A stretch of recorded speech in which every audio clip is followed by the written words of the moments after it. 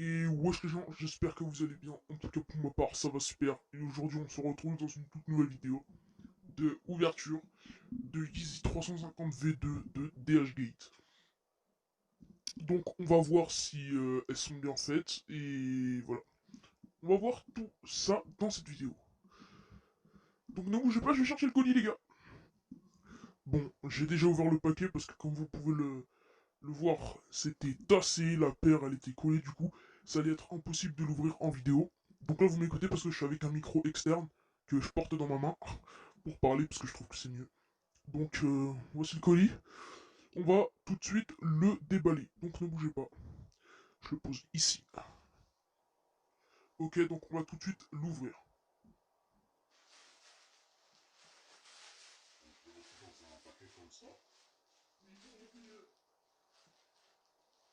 Bien sûr, il y avait celui-là avec.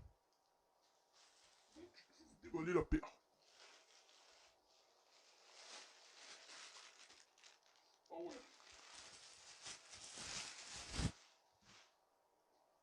Il est un peu plié, hein.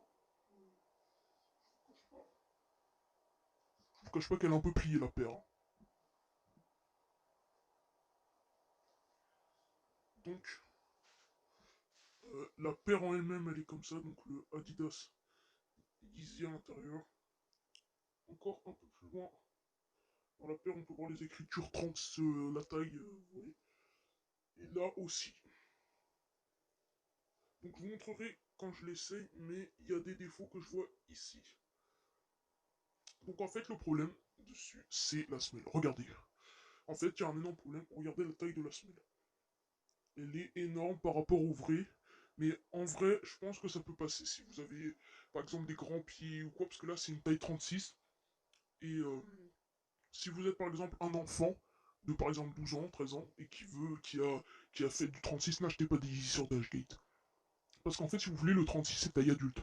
Et quand vous commandez des Yeezy taille 36 que dans les rayons adultes, parce que vous pouvez pas, la dernière paire enfant, c'est 35, si vous voulez, les paires, elles vont vraiment être épaisses.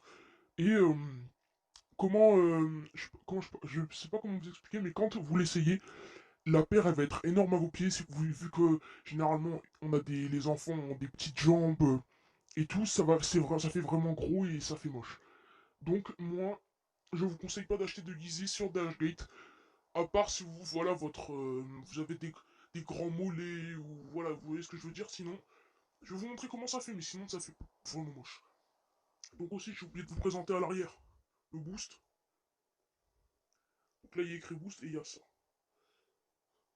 Ça, par contre, c'est vraiment bien fait parce que c'est vraiment super mou. Bon, le boost des vrais est beaucoup plus mou que ça.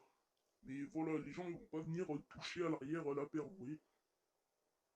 Sinon, ça va, elles sont bien. Et voilà le problème, les lacets. Toute la paire est fluorescente avec ça aussi, je vous montrerai à la cam, avec le flash. Mais si vous voulez, là, vous voyez, c'est fluorescent, mais les lacets, normalement, les lacets des Yeezy sont au flash, ça s'allume, et cela non.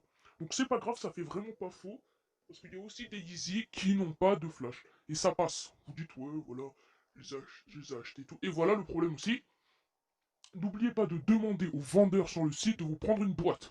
Parce que si vous voulez faire genre que c'est des vrais ou quoi, vous êtes dans la merde. Parce que si vous voulez, c'est le truc de la Yeezy, c'est la boîte, la Boost 350 V2, la boîte. Où il y a écrit Boost, tout, vous voyez, Yeezy. Et ben si vous l'avez pas, ça va être vraiment cramé que c'est des fous. Vous pourrez pas dire oui, je l'ai eu dans un sachet, machin, machin. Non. À part si vous dites oui, mon ancien cousin, mon cousin me les a donnés. Sinon, c'est vraiment super cramé. Et vaut mieux ne pas en acheter parce que c'est beaucoup trop cramé, je vous le jure. Je vous le jure que c'est cramé. Et donc, commandez bien avec une boîte, vous le dites au vendeur en message. Dans le message du vendeur, vous voyez qu'au moment d'acheter la paire, vous avez toujours avec quoi vous payez, avec quelle carte et tout. Après, il y aura écrit laissez un message au vendeur. Vous mettez bien, veuillez en anglais. Hein. Voilà, faut envoyer en anglais parce que si vous vous envoyez en français, il va pas vous le faire. Vous faites Google Traduction français-anglais et vous faites un copier-coller et vous copiez le message. Parce que sinon, ils comprennent pas le français. Et, et voilà, vous l'envoyez comme ça. Et si ça marche pas, vous voyez qu'il répond pas, vous envoyez après, une fois que vous l'avez acheté qui est écrit en attente d'expédition, vous cliquez dessus, vous mettez laisser message au vendeur, Et après, ça va vous ouvrir une discussion, vous pourrez parler comme ça, en anglais. Et parce que lui aussi parlera anglais, le vendeur, et vous lui expliquez que vous voulez une boîte et tout. Sinon, vous n'allez pas en avoir de boîte. Vous n'allez pas avoir de boîte. Bon, bref, je vais l'essayer, je vais vous montrer comment ça fait. Enfin, plutôt, je vais demander à mon petit frère de les essayer. Et, euh, voilà. Bon, allez, je fais une petite pause. Faire le débrief.